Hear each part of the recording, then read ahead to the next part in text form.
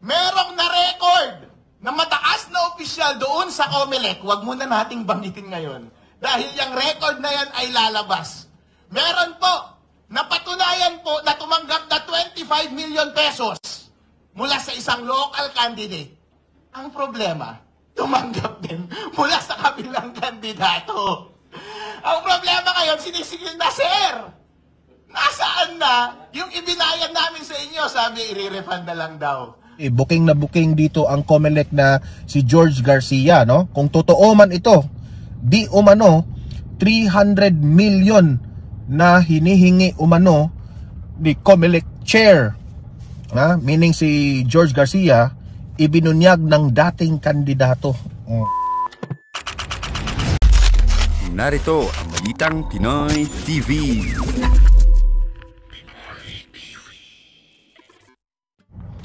Okay, magandang araw at panibagong vlogs, panibagong updates na naman ang gagawin natin ngayon. At pag-usapan natin itong si pinakamatindi, booking na booking dito ang COMELEC na si George Garcia, no? Kung totoo man ito, di umano 300 million na hinihingi umano ni COMELEC chair, meaning si George Garcia, ibinunyag ng dating kandidato. Mamaya ipapakita ko yan kung sinong kandidato yan, na ito pala di umano si George Garcia nang hingi ng 300 million. Tingnan mo nga naman yan, pera-pera. Kung totoo ito talagang laro lang talaga ng pera itong eleksyon, grabe. Pero guys bago natin ito pag-uusapan, bago natin ito itatalakay, tulungan nyo po muna ako na i-like at saka i-share itong video na ito para kakalat ito sa taong bayan. Okay, sabay-sabay tayong mag-like and share sa video na ito. Ready? 1, 2, 3, go. Yan, thank you very much. And sa mga bago pa lang dito sa aking channel, mag-subscribe na po kayo kung nagugustuhan ninyo ang ating video para updated kayo lagi at ma-notify yung mga cellphone nyo kung meron tayong bagong uploads, meron tayong breaking news, and at the same time, kung nag-live tayo, malalaman kaagad ninyo. Okay? So mahalaga po na nakasubscribe kayo dito sa Donmar TV. Ready? Sabay-sabay. 1, 2, 3, go. Ayan, nakasubscribe na ba lahat? Nandito na naman tayo sa loob ng ating sasakyan, nagva-vlog. Okay? So, eto, unahin muna natin itong si maniniwala ba kayo na merong anomalya itong COMELEC? At naniniwala ba kayo na itong si COMELEC Chair George Garcia ay humihingi ng 300 million sa isang kandidato para lang manalo? Ito panoorin niyo itong balita na to. Naharap sa seryosong alegasyon si COMELEC Chairman George Garcia nang hingi raw ito ng pera sa isang kandidato noong eleksyon. Ang depensa ni Garcia sagutin mo ito, Garcia, totoo ba itong nanghingi ka ng pera na 300 million? Okay? Kasi kung totoo ito, this is a disgrace sa 2025 election. Hindi pala patas ang nangyaring eleksyon na ito. Kasi pera-pera lang ang pinatakbo ninyo. Magsumagot ka dito, totoo ba ito o hindi? Gender report ni Joash Malimban. 300 milyong piso, ganyan umano kalaki ang hiningi ni COMELEC Chairman George Garcia sa isang kandidatong tumakbo sa pagka-congressman sa Bohol nitong nakaraang eleksyon. Sa isang petisyong inihain ni Jordan Pizaras noong nakaraang linggo, dapat daw i-disbar si Chairman Garcia dahil sa anyay serious ethical concerns. Dumalaw si Pizaras sa opisina ni Chairman Garcia noong October 2024. Ani Pizaras, tinanong niya si Chairman Garcia kung magkano ba ang kailangan ng isang tumatakbo sa pagka-congressman. Sagot daw nito, aabot sa 300 million pesos. Dumalaw si Attorney Pizaras noon, October 2024 sa opisina ni Chairman George Garcia para magkorte si Col dahil first time niyang tumakbo bilang congressman ng District 1. Alam mo, hindi ko kailangan pa sa lawyer ito Huwag ka naman ganyan magsalita. Hindi ka papaniwalaan dyan. Relax ka lang kasi paano maniniwala yung mga Pilipino na let us say, totoo yung sinabi mo pero tapos dadaan mo sa galit. Hindi, yung magagalit sa mga ganyan, hindi sila maniniwala. So, i-explain mo lang ng maigi. Yun lang ang maipapayo ko kasi maganda na sana na binuking mo na may anomalyang nangyari. Pero kung magsasalita ka ng ganyan na para kang hindi attorney dyan, baka hindi maniniwala yung tao eh. Yun lang ha, I'm not being biased here ha. Neutral tayo dito. Ang Bohol. At tinanong niya lang si Chairman George Garcia, meron po ba kaming assurance na maipapatupad natin ng maayos ang lahat ng ating election laws ngayong election process na ito? Ang sagot ni Chairman George Garcia ayon sa petisyon ni Atty. Pizaras ay, ilan ba ang botante mo sa iyong distrito? Ang sabi, 300,000 po.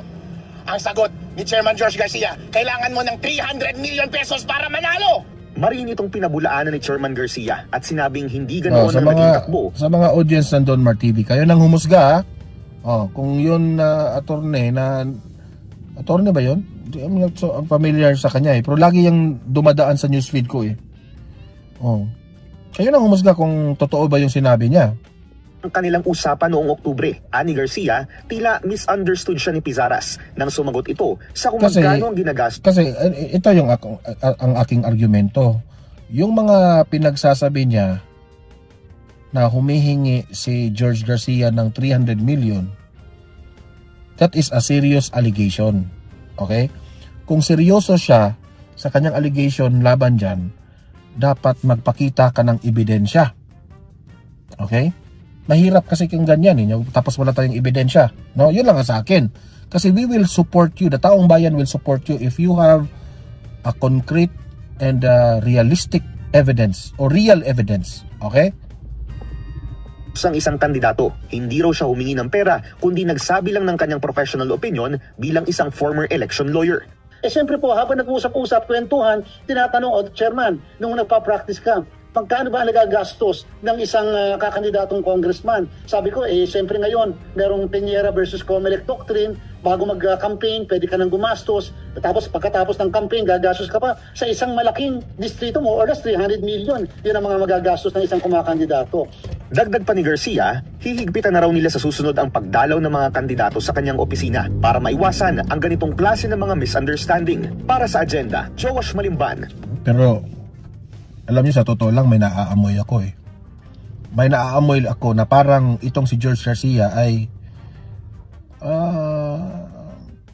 parang iniba niya ang usapan. Okay? Iniba. Yun lang sa akin kasi kilala naman itong si George Garcia na dating abogado ni Bongbong Marcos. Pero ewan ko lang ha kung ano ang magiging takbo nito sa reklamo nila, no? Pero I hope justice will be served, no? Lumabas ang katotohanan. Mabuking ang dapat mabuking. At mabuking rin ang nagsisinungaling. Okay? So punta tayo dito sa reklamo ng PDP Laban na gusto ng mga PDP Laban meron pong manual recount ang gagawin ang Comelec, no? At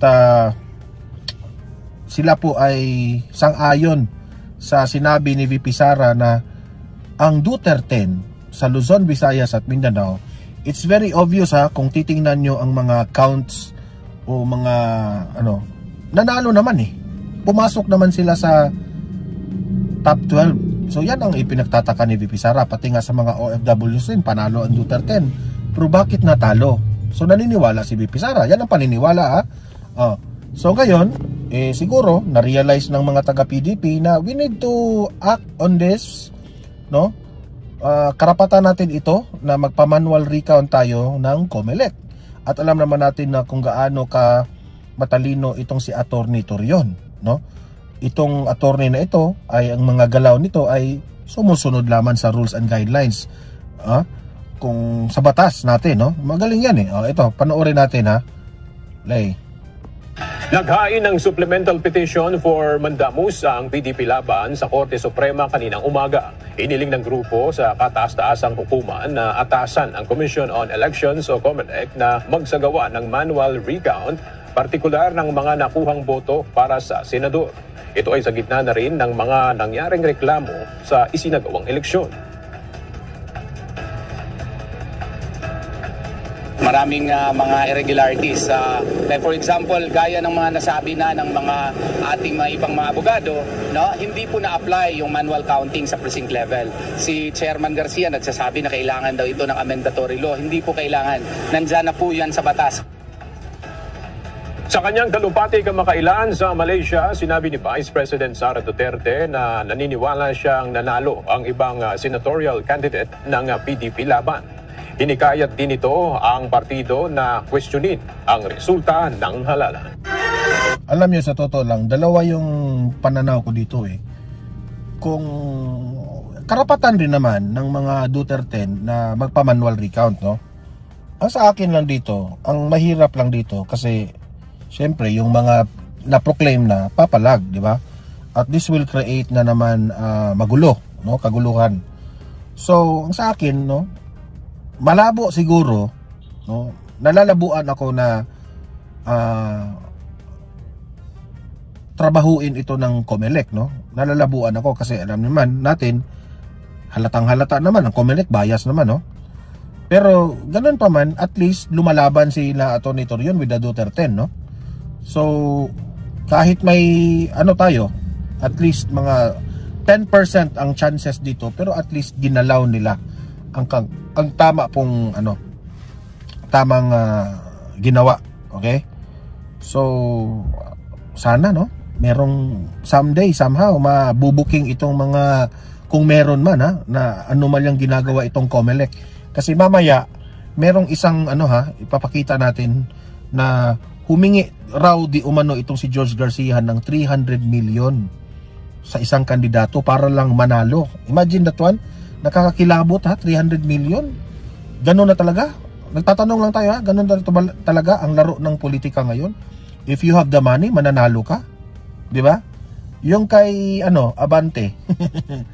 Nagbayad ba si Abante ng 300 million kaya dinisqualify yung kalaban? Hindi, nagtatanong lang tayo, ha. Kasi pwedeng nagsisinungaling itong kandidato na ito na sinisiraan lang si George Garcia, ha? We are open to all angles actually. Okay? Ito na nga mga kabalita. Ano na ang masasabi nyo patungkol sa balitang ito? Please comment down below mga kabalita. Pag-usapan natin yan sa comment section. At kung di ka pa nakasubscribe sa ating channel, baka naman